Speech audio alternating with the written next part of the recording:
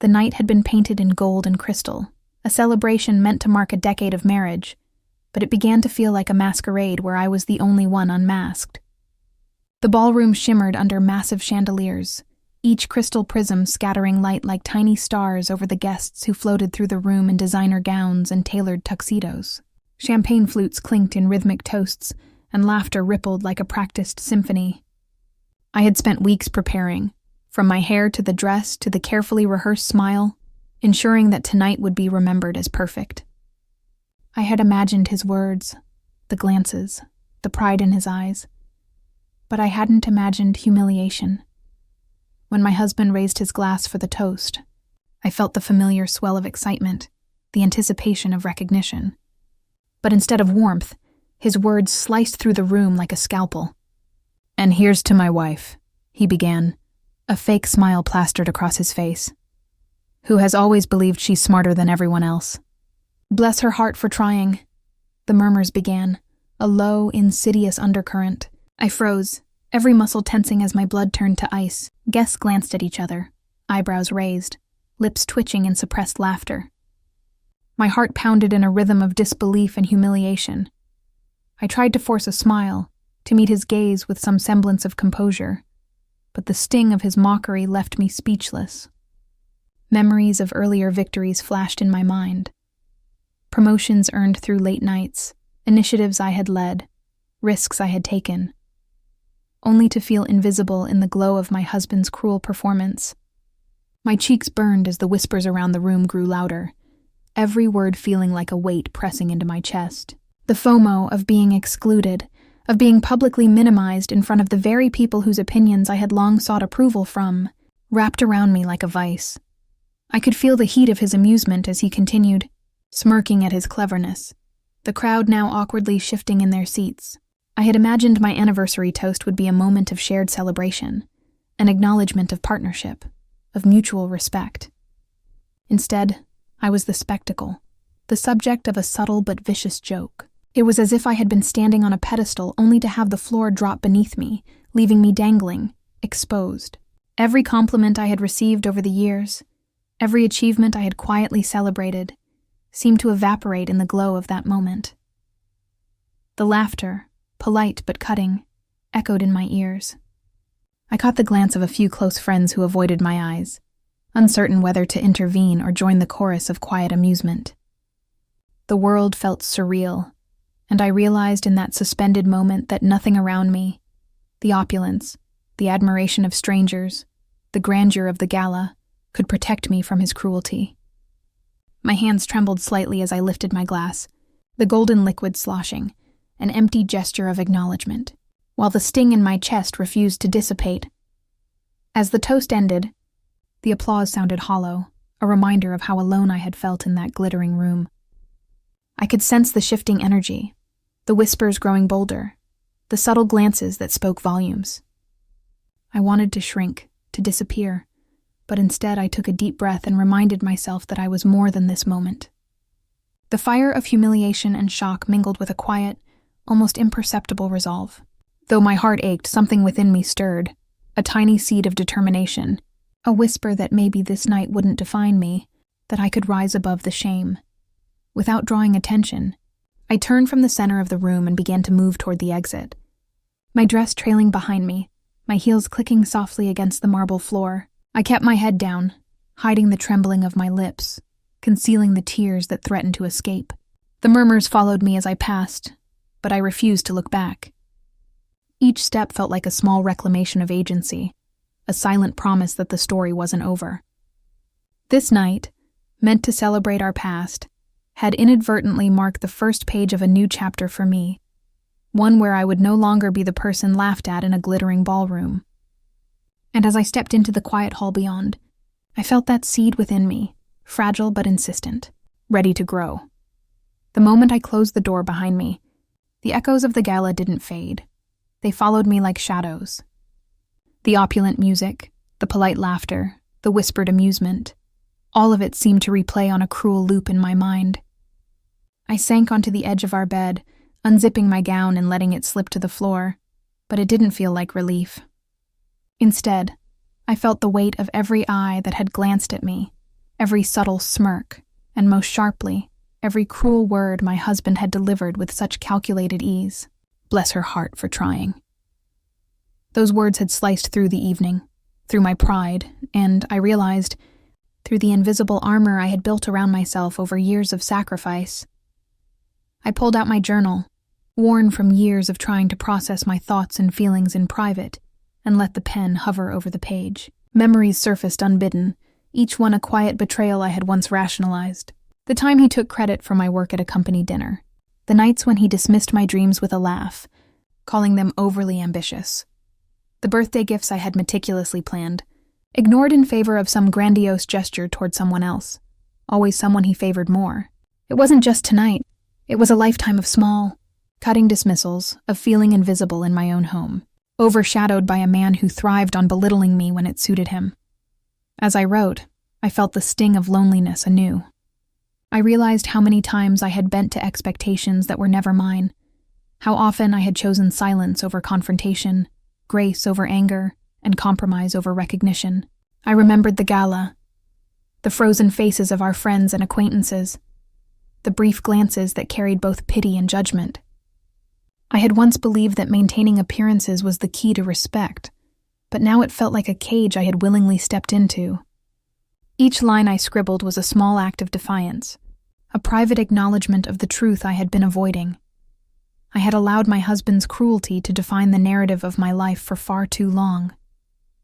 Tears blurred the ink, smudging words I had painstakingly written, yet they didn't diminish the clarity I began to feel. I traced each instance of neglect, each moment of dismissal, like mapping out a hidden pattern.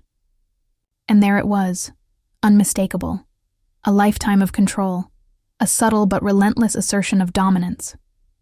My accomplishments minimized, my feelings disregarded, my voice silenced at every turn. The realization was bitter, but it was also empowering. Finally, I could see it all laid bare, the mechanics of his cruelty no longer invisible to me. I thought about the moments when I had once questioned myself, wondered if I had overreacted, if I had been too sensitive, too emotional. Tonight had answered that question more conclusively than any internal debate could. No, I had been justified. Every pang of humiliation, every whisper, every smirk was real, and it was his doing. But now, with the pages of my journal open and the night quiet around me, I felt the first flickers of a different feeling. Not helplessness, not sorrow, not even rage, though that simmered beneath the surface. A quiet, deliberate resolve had begun to take root. I closed my journal, letting my pen rest on the blank page as if signaling the start of something new. I would not allow this pattern to continue. I would not let my husband's cruelty dictate my worth, nor would I remain trapped in the shadows of his jokes and his public mockery. Tonight had stripped me bare, yes, but it had also illuminated the path forward, a path where I could reclaim my voice, my confidence, and eventually, my power. The ache in my chest was still there, but it was accompanied now by something heavier and more certain. A commitment to rise, to assert myself, and to never be diminished again. That seed of determination, planted in the glittering chaos of the gala, had begun to take root in earnest, promising a transformation that even I could not yet fully imagine. In the days that followed, I found myself restless, as if the humiliation at the gala had cracked something open inside me. I refused to linger in despair, knowing that sulking would only give him the satisfaction of control. So, I began quietly exploring opportunities I had long dismissed, opportunities I had always believed were beyond my reach or unnecessary, because I had relied on him. The first step was subtle, attending professional luncheons, making small talk with people I had once thought of as intimidating, and listening more than I spoke. But in every conversation, I noticed doors opening, connections forming, the faintest tremors of influence that hadn't existed in my life before. I discovered that my skills, organizational acumen, financial insight, and a knack for negotiation were far more valuable than I had allowed myself to acknowledge. With each handshake, each meeting, I began to feel a surge of confidence, the thrill of reclaiming power in a sphere he had never considered I could enter. A mentor I had quietly admired reached out after a brief introduction, inviting me to join a small board overseeing a promising startup. It wasn't a grand victory, not yet, but it was tangible proof that my intellect and presence could command respect without his intervention or acknowledgement. Simultaneously, I explored a side venture I had been tinkering with for years, an online consultancy helping women navigate career transitions and investments. I had always considered it a hobby, a quiet expression of my own passions, but now I approached it with strategic intent. Early contracts trickled in, small but lucrative, and each successful project sent a ripple of validation through me. I realized that the satisfaction was not just financial. It was the subtle thrill of independence, of building something he could not diminish or control. The more I invested in these ventures, the more I noticed the contrast between my hidden life and the one he believed I still inhabited. By day, I maintained the veneer of domesticity, playing the part he expected, polite, compliant, almost invisible. By night, I transformed into someone capable of steering conversations, influencing decisions, and gaining respect from people whose judgment truly mattered. The duality was intoxicating. He remained completely oblivious to the network of influence I was quietly constructing, and the knowledge of that secrecy fueled a growing sense of empowerment. Even in small moments, the shift was evident.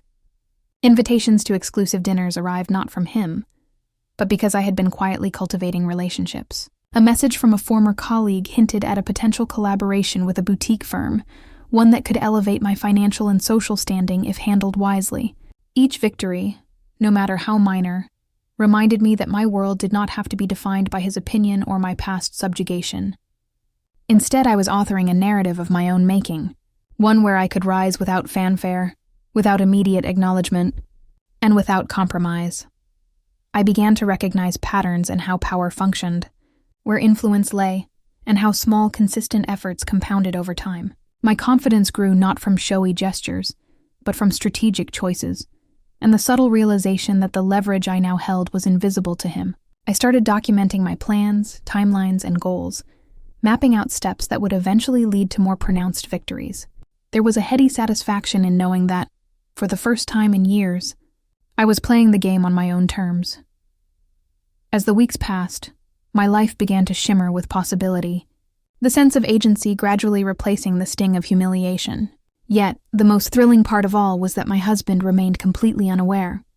He continued with his routine arrogance, believing he held all the cards, while I quietly stacked mine behind the scenes. Every meeting, every handshake, every small win was a reminder that the balance of power was subtly shifting, that the humiliation he had so publicly inflicted could be countered. Not with vengeance yet, but with strategy, intelligence, and patience. And in that quiet, unobserved ascent, I felt the first true taste of control in years, a promise that the story of my rise had only just begun. Night after night, I found myself hunched over my laptop, documents spread across the dining table. The soft hum of the city outside my windows, a quiet companion to my growing determination. While the rest of the household slept, I planned, calculated, and mapped out possibilities with a precision that felt almost surgical. Every decision, every potential investment, every conversation I initiated was measured, intentional, a small step toward a future where I could stand unshakable, independent, and untouchable by the shadow he had long cast over me. I kept a detailed journal of contacts, potential ventures, and ideas. Numbers, projections, and timelines filled pages alongside personal reflections and strategy notes. Sometimes I paused to reread the humiliations from the Gala, letting the sting fuel the focus that now became almost addictive. What once would have left me paralyzed now propelled me forward. Each late night was a calculated act of rebellion, an assertion that my intellect and resourcefulness could no longer be ignored, even if he still believed they were inconsequential. Conversations with mentors became central to my strategy. One evening, over coffee at a quiet cafe, I spoke with a former executive I had long admired. "I think I've been underestimated," I said softly, careful not to reveal the depth of my intentions. He smiled knowingly. "Underestimation is an advantage," he replied. "You can move unnoticed until you're ready to take the lead." The words struck a chord. I realized that invisibility, once a source of frustration, could now serve as a shield, allowing me to gather resources, allies, and leverage without interference. Dialogue like this became a nightly ritual, each exchange sharpening my resolve. I began attending discreet networking events, not for appearances, but for tangible progress. I observed, listened, and inserted myself into conversations with subtle authority. I learned who wielded influence, which alliances could be shifted, and where gaps in the social and professional hierarchy could be exploited. Slowly, I started investing in small ventures, each one a calculated risk: a boutique marketing firm with untapped potential, a property investment that promised returns, a tech initiative that could expand quickly. Every choice was deliberate, each small win compounding into a sense of capability I had never fully realized. The strategy extended beyond finances and connections. I refined my personal brand, adjusting how I presented myself in social and professional spaces, creating an aura of quiet confidence that demanded attention without demanding acknowledgement. Late at night, I would rehearse conversations in my mind, imagining potential outcomes and responses, visualizing success until it felt inevitable. These mental exercises weren't vanity. They were preparation, a rehearsal for the moment when my rise would no longer be hidden. Despite the careful planning, I was aware that risks remained. Subtle attention from competitors, whispers in social circles, and the occasional hint of suspicion reminded me that secrecy was fragile. One evening, while attending a networking dinner under the guise of casual presence, I noticed a rival, someone I had underestimated before, lingering nearby, observing me with thinly veiled curiosity. The glimmer of recognition in their eyes was subtle but unmistakable, a flicker that signaled awareness. I felt a twinge of tension, knowing that my careful growth could soon attract scrutiny or interference. Even so, the thrill of being in control of my own trajectory outweighed the unease. I reveled in the meticulous orchestration of my strategy, the invisible accumulation of power that no one yet comprehended. Each late night, each conversation, each strategic decision stitched a tapestry of independence and capability that no humiliation could unravel. Yet the moment I noticed the rival's gaze, I understood that the stakes were rising, that my ascent had begun to ripple beyond the safe confines I had built. And in that realization, a new energy surged, a combination of caution and excitement, anticipation and challenge, knowing that soon, the careful seeds I had sown would either flourish spectacularly or be tested in ways I had yet to imagine. Even weeks after the gala, the memory of that night lingered like a shadow I couldn't shake. Invitations to smaller gatherings began arriving, each one a test I felt obligated to face. At first, I considered declining, fearing the whispers, the subtle stares, the judgment that still clung to me like a second skin. But I reminded myself that retreat would only confirm the narrative he had tried to cement, that I was powerless, diminished, and easily sidelined. So, I attended, determined to observe, to listen, and to navigate the social landscape with the quiet precision I had been cultivating in private. The echoes of humiliation were everywhere. At a charity luncheon, a colleague leaned too close, voice dripping with faux concern. "I heard about the gala. Hope you're feeling better," she said, her eyes barely concealing a smirk. I nodded, politely, forcing a smile that masked both irritation and amusement. At a dinner party, a friend made a passing joke about public embarrassment, glancing at me as if seeking confirmation of the punchline. Every whisper, every sly glance, each microaggression tested my composure. I felt the familiar sting of exclusion and the subtle weighting of judgment. But with it came a strange clarity. I had survived the gala. I could survive this, and more. These gatherings, instead of breaking me, became lessons in observation. I noticed patterns, who wielded influence subtly, who made decisions behind the scenes, which alliances could be leveraged. Conversations were thinly veiled exercises in social posturing, but I began to decode them, listening for nuances and gaps that could be exploited later. The contrast between the humiliation I still felt internally and the calm, composed exterior I presented created a quiet power of its own. I was no longer merely reacting to slights. I was cataloging them, learning from them, and turning each insult into information. The whispers, once sharp and cutting, began to feel almost predictable. I realized that people's judgments revealed their own insecurities, biases, and blind spots. By paying attention, I could anticipate behaviors, manipulate perceptions, and position myself where they least expected. My mind worked like a chessboard.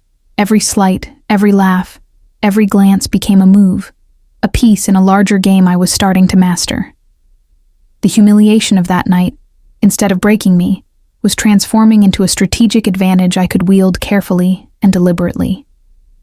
And yet, the pain of being reminded of my past vulnerability lingered.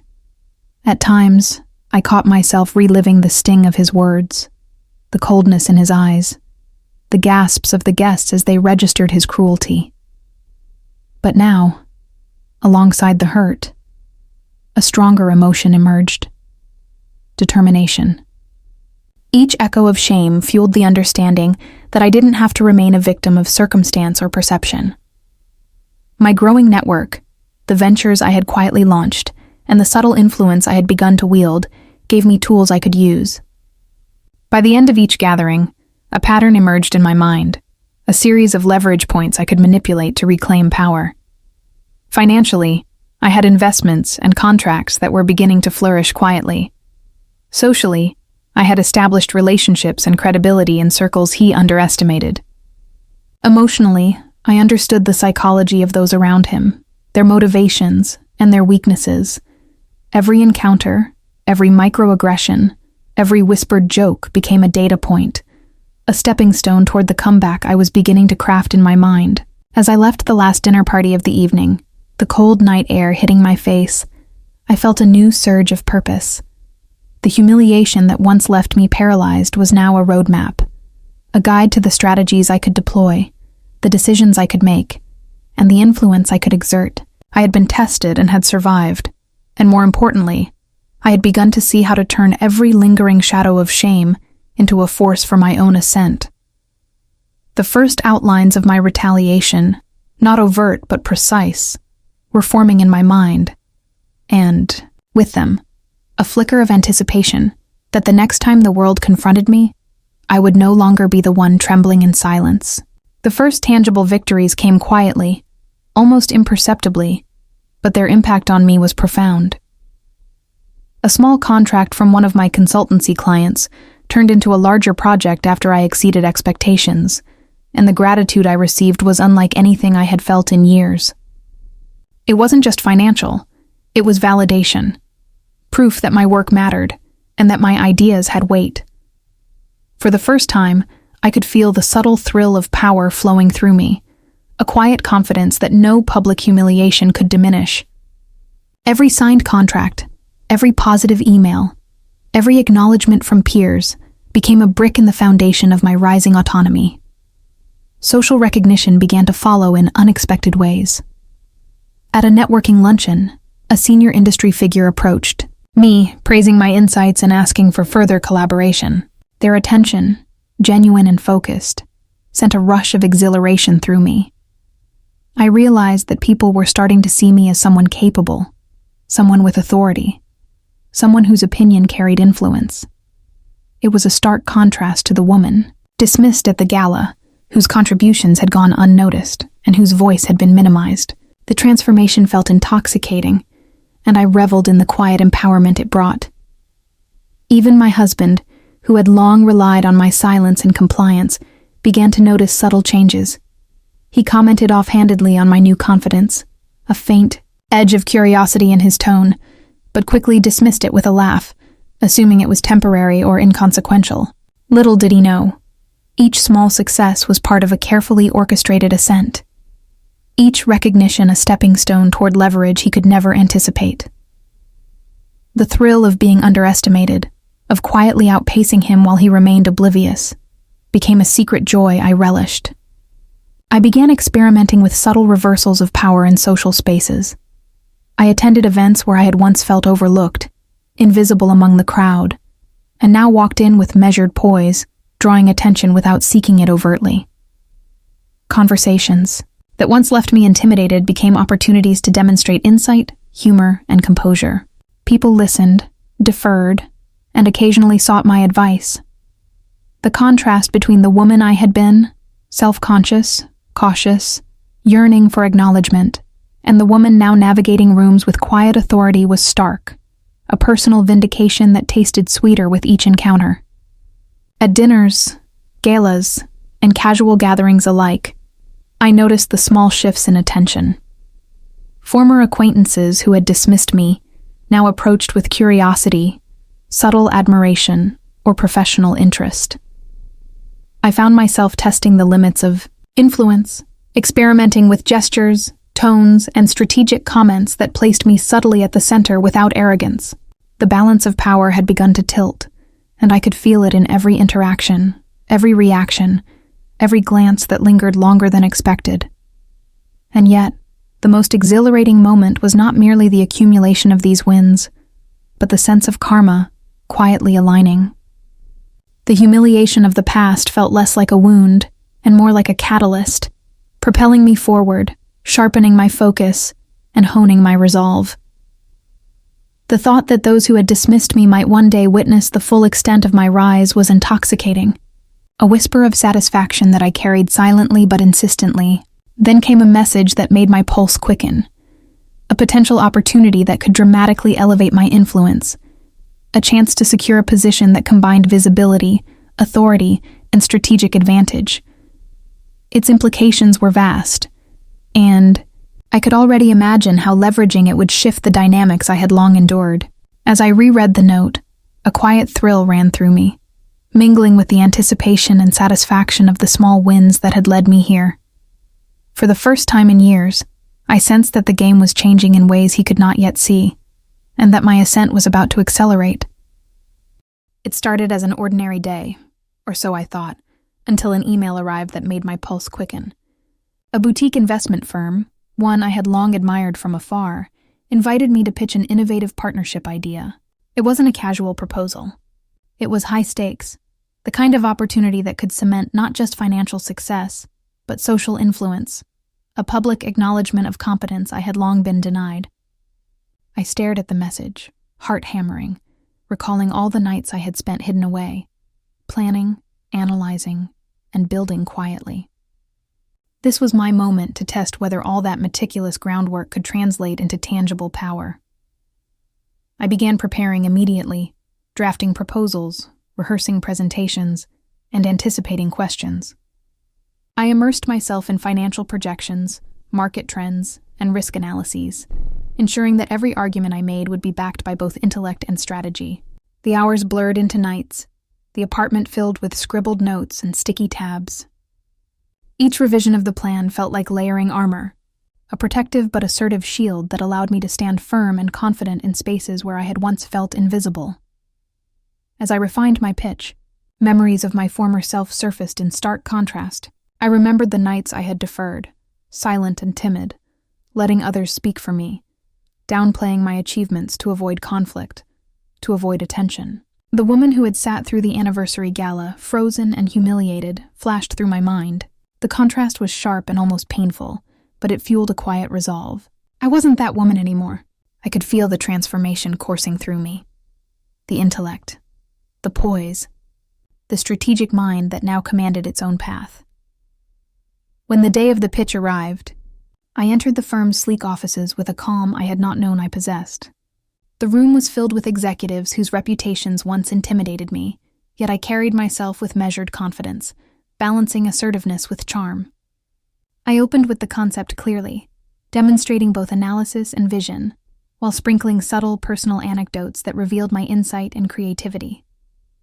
I could sense them leaning in, intrigued, engaged, for the first time seeing not just a competent professional, but someone who could execute bold ideas with precision and grace.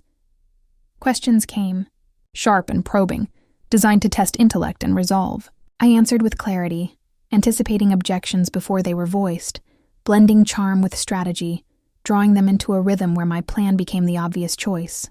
It was exhilarating, this combination of intellect and persona, the realization that I could now wield both to shape perception, secure resources, and gain credibility.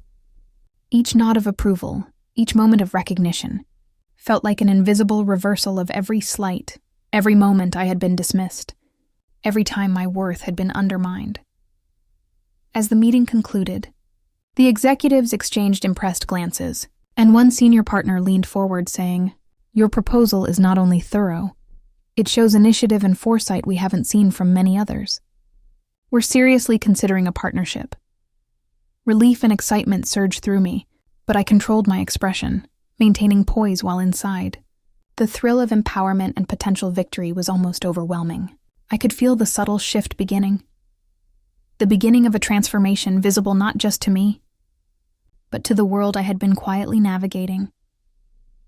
On the ride home, I allowed myself to reflect, revisiting memories of past dinners, small gatherings, and the gala that had first ignited this drive. Every humiliation, every microaggression, every subtle dismissal now felt like a necessary precursor, a preparation for the assertive, strategic woman I was becoming. The contrast was intoxicating. The timid, overlooked version of myself had led to this empowered version, capable of commanding attention, influence, and respect. By the evening, a sense of anticipation hummed through me. I had secured the foundation for something far larger than I had yet realized, and the public demonstration of my capabilities was imminent. This wasn't just about finance. It was a visible signal, a shift in power dynamics that would ripple outward. I imagined the eyes of those who had doubted me, friends, colleagues, even my husband, now catching sight of my ascent. The stakes were higher than ever, and the tension was electric. The stage was set, the first major act of my rise visible to those around me, and I was ready to step into it. The night of the elite gala arrived, and I felt a pulse of anticipation unlike anything I had experienced before. My husband expected me to remain in the background, quiet and decorative, invisible in the room of glittering socialites who had once laughed at my expense. Instead, I had planned every detail of my presence with the precision of a strategist. From the moment I stepped into the grand hall, dressed not only in elegance but in subtle power signaling, designer gown, understated but unmistakable jewelry, I could feel the air shift. Conversations paused, glances lingered, and I knew I had already begun to command attention without saying a word. He spotted me immediately, that smug recognition flashing in his eyes, and assumed I would remain compliant, unthreatening, the same woman who had trembled at the gala months ago. But as I moved through the room, my posture composed, my smile confident yet knowing, I witnessed a ripple of surprise. Friends, colleagues, and acquaintances who had once underestimated me now leaned forward to engage, subtly vying for my attention. I accepted it graciously, offering insights in conversations, sharing thoughtful observations, and listening in ways that demonstrated both intelligence and poise. Each interaction was a calculated assertion of social influence, a quiet declaration that I had evolved beyond the constraints of humiliation. The whispers began almost imperceptibly. One guest, leaning toward a friend, murmured, "Is she really the same woman from that anniversary fiasco?" I smiled politely, though inside satisfaction bubbled. My husband's smirk faltered, as he realized the dynamic had shifted. The woman he had mocked in front of the elite was now navigating the room with command and authority. I engaged in dialogue, recounting successful ventures, laughing lightly at subtle jokes, and making connections that others noticed but could not fully quantify. Envy began to manifest in subtle glances, measured questions, and polite but pointed interest in what I had accomplished. At one point, a former colleague I had helped years earlier approached, their admiration barely concealed. "I've heard about your recent project," they said, eyes wide with genuine respect. Truly impressive. I nodded, letting the acknowledgement linger, watching how the balance in the room shifted. Every handshake, every compliment, every connection was a silent statement. I had grown, I had succeeded, and I was no longer invisible.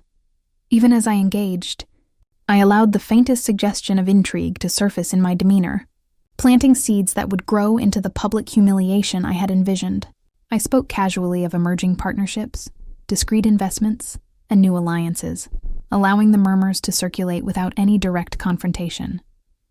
Observers, including my husband, began piecing together the reality of my rise. He could see it in the subtle attention I received, in the quiet sway I held over the room. His attempts to reclaim the narrative failed as I continued to navigate each interaction with ease and composure.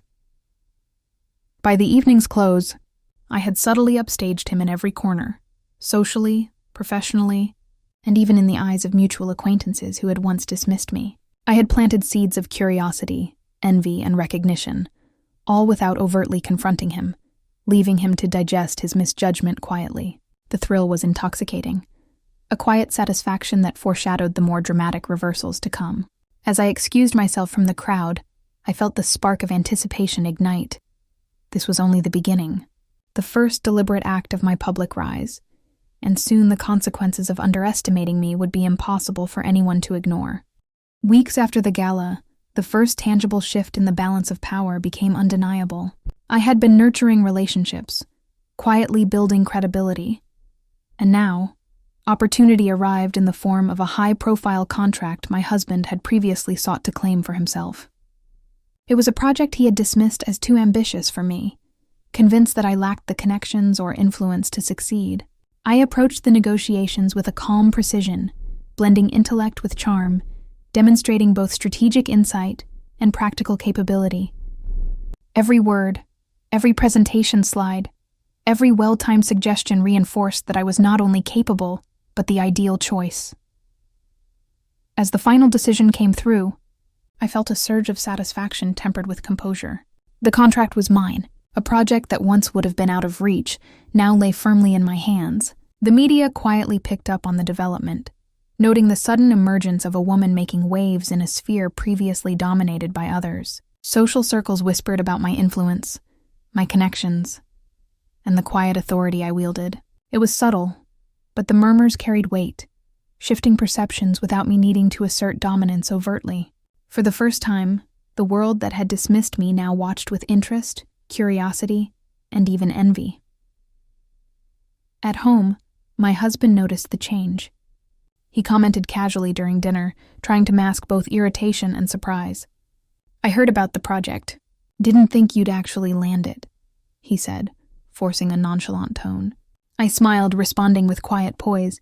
"It's been a matter of preparation and timing," I said, letting the statement linger without elaboration.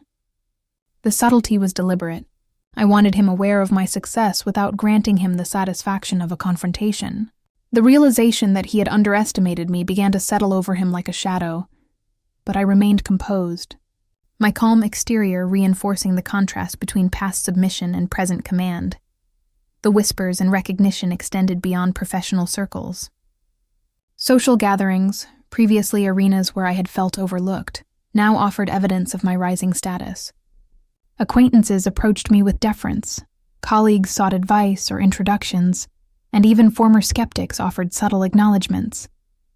I watched it all with a mixture of amusement and quiet pride.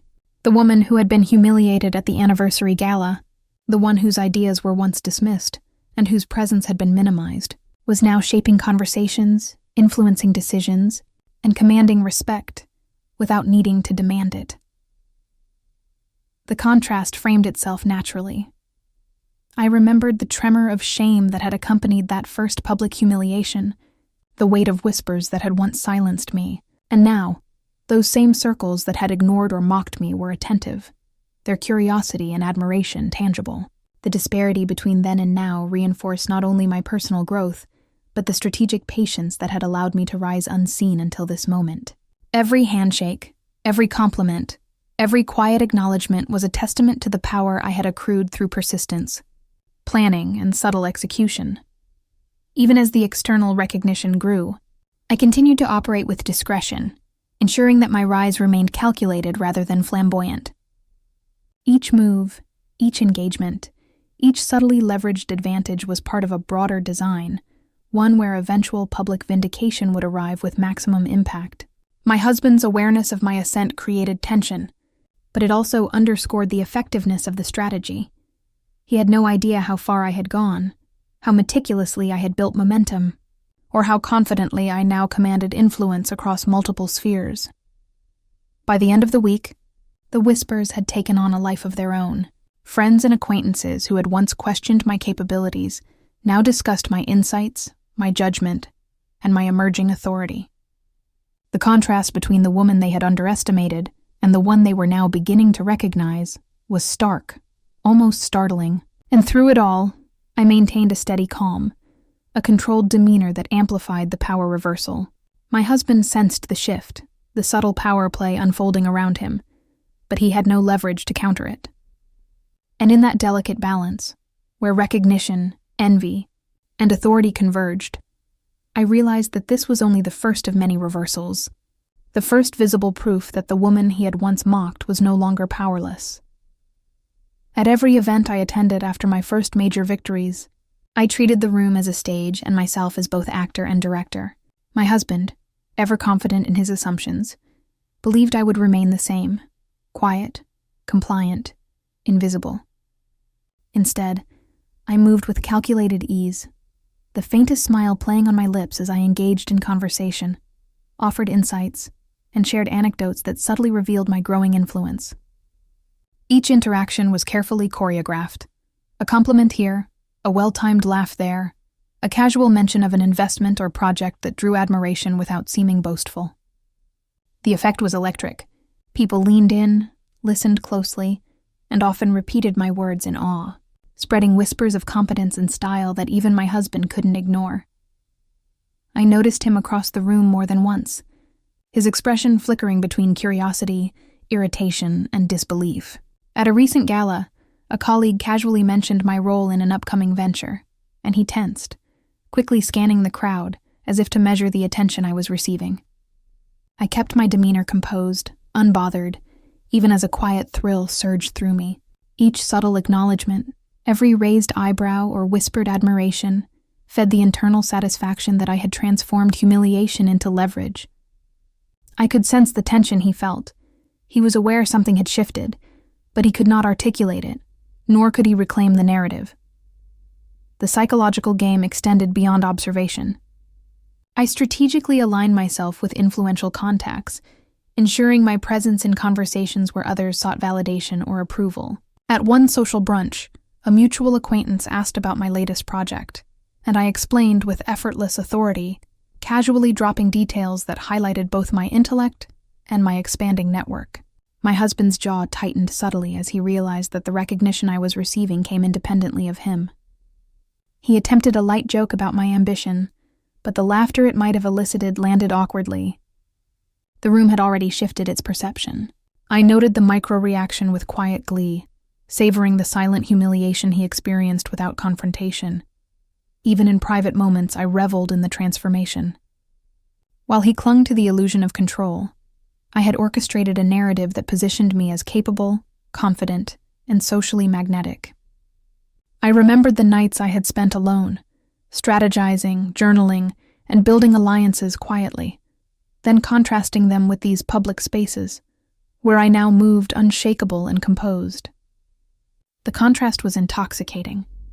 The woman who had once hidden in corners, avoiding attention and swallowing humiliation, had become a presence that demanded subtle respect. Dialogue played a critical role in my strategy. In casual exchanges, I dropped references to achievements, contacts, and future ventures with ease, knowing they would circulate. One evening, a former colleague remarked to the group, "She's clearly running things behind the scenes. People just don't see the full picture yet." I smiled lightly, nodding, careful not to claim credit outright, but the message was clear. I was emerging as a force, quietly altering perceptions. My husband's posture stiffened as he caught the comment, the subtle recognition of my rise sinking in without a word being exchanged directly. I found joy in these interactions, not through overt triumphs, but through the invisible currents of influence and subtle social dominance. Each glance, whispered admiration, or casual acknowledgement served as reinforcement of both my strategy and my growing power.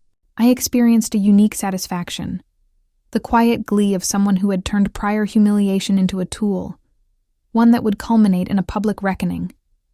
The tension between his perception and reality deepened, and I could feel the moment approaching when all the seeds I had planted, all the silent shifts, would converge in an undeniable statement of my strength.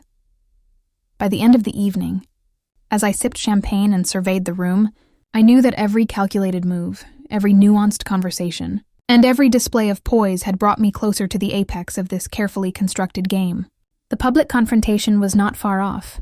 I could feel it in the subtle glances, the whispered admiration, and the invisible ripple of envy I had created. And in that anticipation, I took a deep, satisfied breath, fully aware that when the time came, the world, including my husband, would witness the culmination of every strategic decision, every quiet victory, and every moment of deliberate empowerment I had cultivated.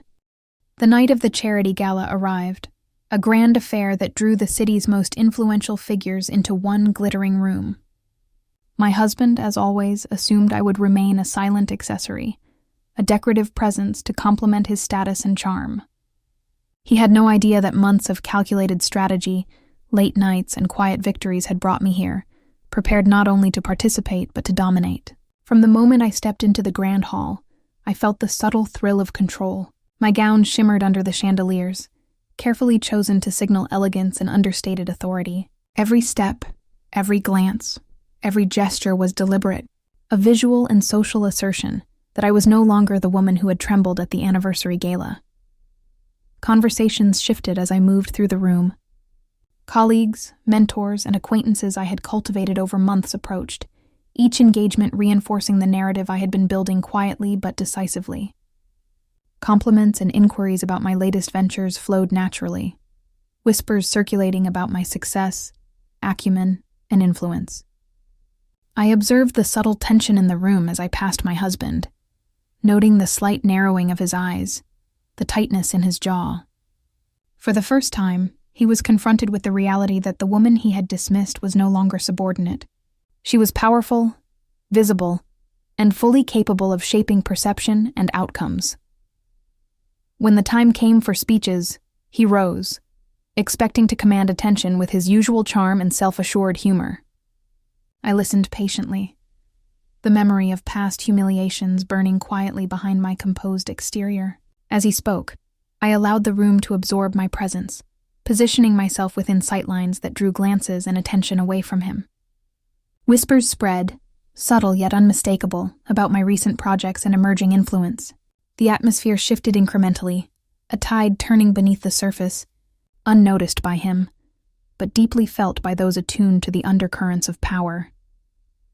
He attempted to belittle me during a casual remark, a patronizing joke aimed to remind everyone of my place. I smiled faintly, letting the moment hang in the air. Then with measured calm, I responded, not with anger, not with confrontation, but with facts, achievements, and quiet authority. I recounted initiatives I had led, partnerships I had forged, and strategic successes that directly intersected with his ambitions. Each revelation landed like a quiet thunderclap, leaving him flustered as the audience absorbed the gravity of my rise. Eyes widened, murmurs circulated, and I could feel the momentum shifting irrevocably in my favor. The contrast between then and now was undeniable. I remembered the woman I had been, the one humiliated publicly, silenced socially, and dismissed professionally. Now every whisper of admiration, every nod of respect, every subtle acknowledgement of my accomplishments underscored the magnitude of transformation. My husband's attempts at mockery faltered, his confidence shaken as the audience's attention pivoted to me. The same people who had once overlooked my presence now celebrated my poise, intellect, and agency. The applause was not merely polite. It was recognition, validation, and public affirmation of the woman I had become. By the time the formal program concluded, I had fully asserted my influence. Invitations for collaboration, introductions to key figures, and genuine praise flowed naturally, creating a ripple effect that extended beyond the room. My husband, reduced to subtle gestures of disbelief, could do little but observe, a silent witness to the success he had never imagined I could achieve. The satisfaction of witnessing his powerless position was profound, but I savored it quietly, knowing the audience, not I, would cement the narrative. Karma had arrived not as spectacle but as undeniable reality. Even amidst the triumph, I maintained grace. There was no gloating, no overt confrontation, only the careful demonstration of competence, confidence, and strategic mastery. Every smile, every handshake, every exchange reinforced the story I had been building for months. the narrative of a woman who had turned humiliation into leverage, invisibility into authority, and past suffering into power. The audience felt the shift instinctively, absorbing the contrast between my husband's faltering composure and my composed command. By the end of the evening, the transformation was complete. I had not only reclaimed dignity and respect, but elevated myself to a position of influence that was both visible and undeniable. The applause, the recognition, and the subtle envy coalesced into a moment of full vindication, a powerful reversal of the humiliation that had once defined me. My husband, now aware of his miscalculation, remained speechless, unable to counter the narrative I had constructed with patience, intelligence, and strategic subtlety. As I exited the gala, the weight of months of effort settled with quiet satisfaction. I had turned every slight, every whisper, and every calculated move into a demonstration of power that could not be ignored. In the eyes of those who had witnessed it, I was no longer the overlooked wife or silent partner. I was a figure of authority, influence, and admiration. The psychological game, the strategic patience, and the careful orchestration of every action had culminated in an apex of personal and social triumph. And in that moment I understood fully. The woman who had once been humiliated was now unshakable, empowered, and indelibly victorious. The gala's glittering lights had faded, the clinking of glasses and murmur of compliments now replaced by the quiet hum of my own apartment. I sank into the familiar comfort of my favorite chair, the weight of months of strategy, risk, and determination settling into a satisfying stillness. Alone, I allowed myself to reflect on the journey that had brought me here, from the sting of public humiliation to the thrill of calculated triumph. The contrast was intoxicating. The timid, overlooked woman I once was now seemed like a distant memory, almost unreal in its fragility, and yet every experience had been a necessary step toward the empowerment I now fully inhabited. I revisited the memories that had once cut deep. The anniversary gala where my husband had ridiculed me, the subtle microaggressions at dinners and social events, the whispered jokes that had once silenced me. But now each recollection carried a new weight, a sense of justice, of karma fulfilled. The humiliation that had left me trembling now fueled a quiet pride. I could smile at the memory, knowing that I had not only survived, but transformed those experiences into tools, lessons, and motivation. Where once I had felt powerless, I now felt masterful, capable of shaping my own narrative and commanding the respect I had long deserved. I thought about the people who had once dismissed me, the colleagues who underestimated my skill, the friends who minimized my contributions, and of course my husband, who had assumed he could define my worth. Each person's doubt, each moment of disregard, had become a stepping stone, a way to measure how far I had come. I reflected on the deliberate patience it had required, the long nights of planning, and the careful cultivation of alliances and opportunities. Every victory, every subtle reversal, had been earned through intellect, poise, and resilience, rather than brute force or confrontation. There was also a profound emotional clarity I hadn't anticipated. I realized that the empowerment I now felt wasn't simply about revenge or status. It was about reclaiming myself. The quiet satisfaction of turning humiliation into influence, of transforming fear into agency, had created a sense of inner stability that was deeper than any external acknowledgement. I could feel the balance within me, the alignment of ambition, intelligence, and emotional strength that allowed me to navigate social and professional spaces with confidence. It was more than vindication. It was self-possession, a mastery over the story of my own life. As I reflected, I also considered the subtle ways in which my transformation might continue. Though the public reversals had garnered admiration and recognition, I knew that growth was ongoing. Each interaction, each new opportunity, carried the potential to further expand influence, refine strategy, and deepen personal resilience. The journey was not only about triumphing over past humiliations, but about sustaining and amplifying the power and confidence I had built. There was a quiet anticipation in that thought, a sense of potential yet untapped, a reminder that the story of transformation never truly ends. I allowed myself a moment of emotional release, revisiting the earliest flashbacks of rejection and shame with a smile. knowing that those experiences were integral to the woman I had become. Tears of relief mingled with pride, a rare combination that reflected both catharsis and empowerment. I could feel the narrative of my own life aligning, the emotional arcs of suffering, perseverance, and eventual triumph folding into a cohesive whole. It was a satisfying, almost cinematic resolution, one that validated every effort, every risk, and every subtle act of strategy along the way. In that quiet reflection, I also acknowledged the complexity of human emotion. The satisfaction was profound, yet tempered by the awareness that life, influence, and relationships remained dynamic. My husband's position, my social standing, and the unfolding of future opportunities all carried uncertainty, and that uncertainty, far from diminishing my triumph, added a layer of excitement and vigilance. I understood that empowerment was not static. It required awareness, adaptability, and continued intention. Finally, I closed my journal and leaned back, the glow of the city outside mirroring the sense of possibility within me. I had reclaimed my dignity, demonstrated my competence, and exacted subtle but undeniable vindication. The echoes of humiliation had transformed into a foundation of strength, and the applause, admiration, and quiet envy I had witnessed now felt internalized, a permanent mark of growth. And while this chapter had reached its apex, I sensed that the story of influence, strategy, and personal triumph was ongoing, waiting for the next opportunity to assert itself, to expand, and to evolve.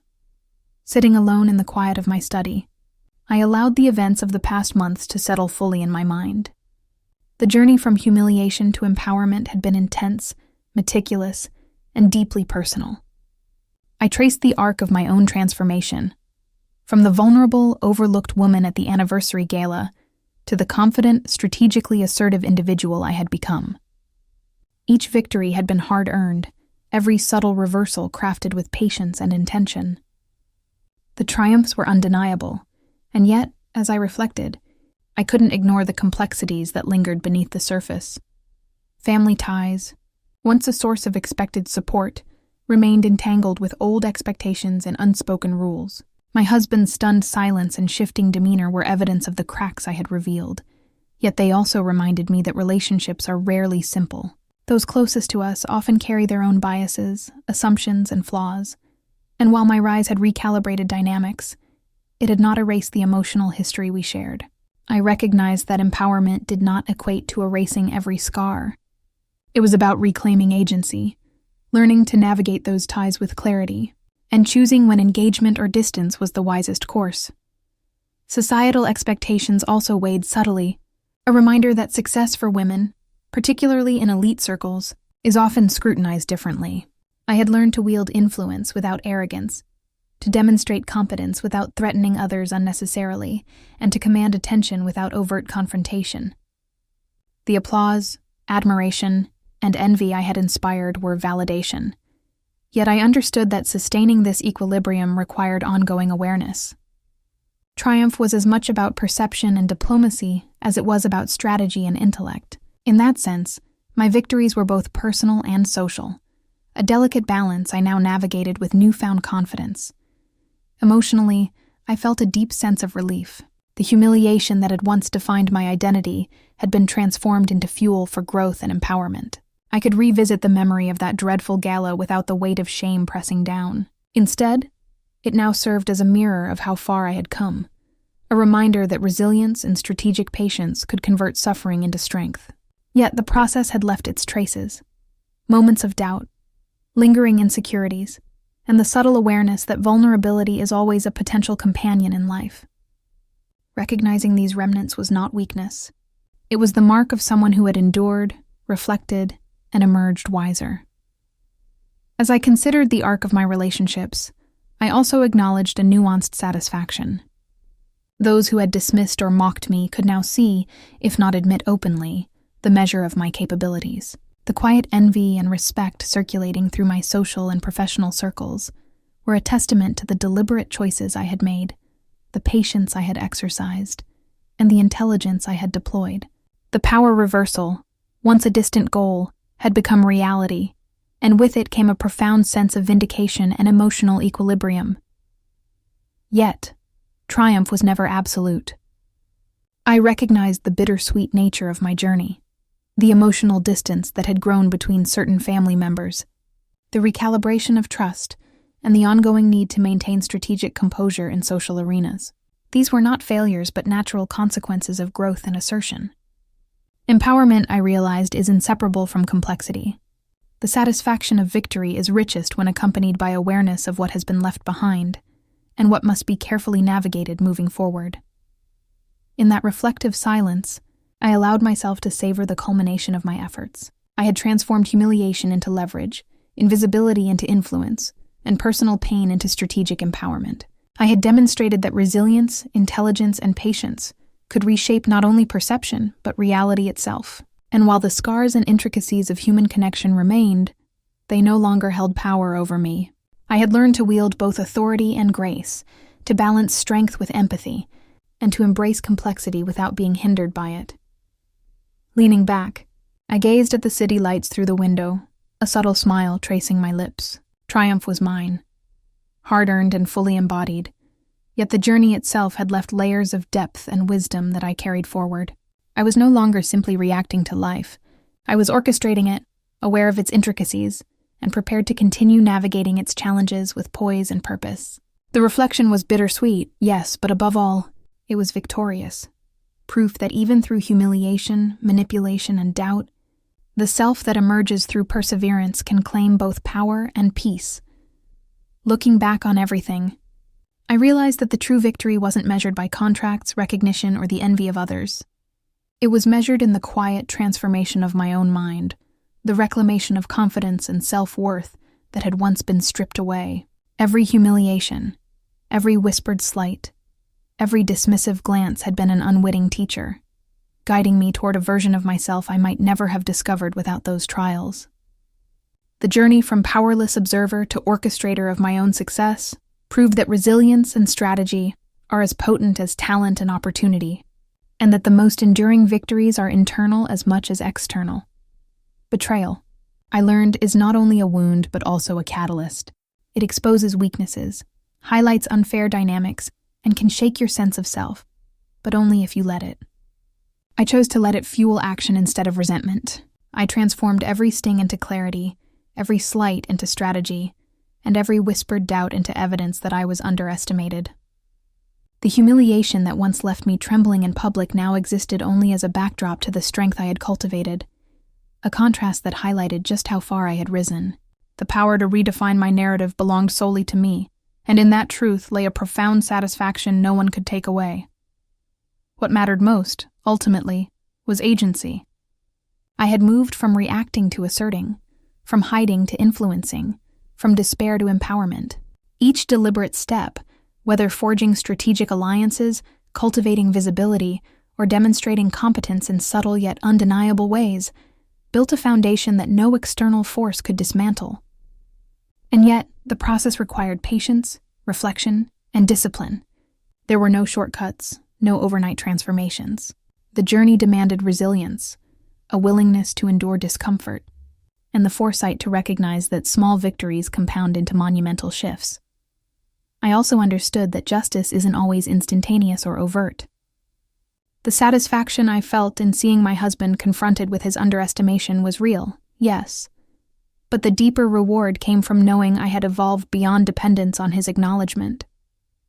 The applause, admiration, and recognition I earned were amplified by the knowledge that I had done it on my terms, quietly and strategically, rather than through confrontation alone. Karma had arrived in the form of empowerment, not spectacle, a lesson that resonated more deeply than any fleeting victory could have. As I reflected on the journey, I also recognized the enduring lessons, that humiliation can be repurposed into motivation, that intelligence and patience can transform perception, and that social and professional dynamics are malleable when approached with strategy and composure. I had learned to rise above betrayal, to navigate complexity with grace, and to wield influence without losing authenticity. Every step of the journey had reinforced the principle that self-respect and deliberate action are the most powerful responses to injustice. And so, to anyone who has ever felt belittled, dismissed, or overlooked, the message is clear: your past does not define you. And the perceptions of others do not dictate your worth. Resilience is forged in moments of pain. Empowerment is built in quiet diligence. And triumph is sweetest when it comes after perseverance and strategic insight.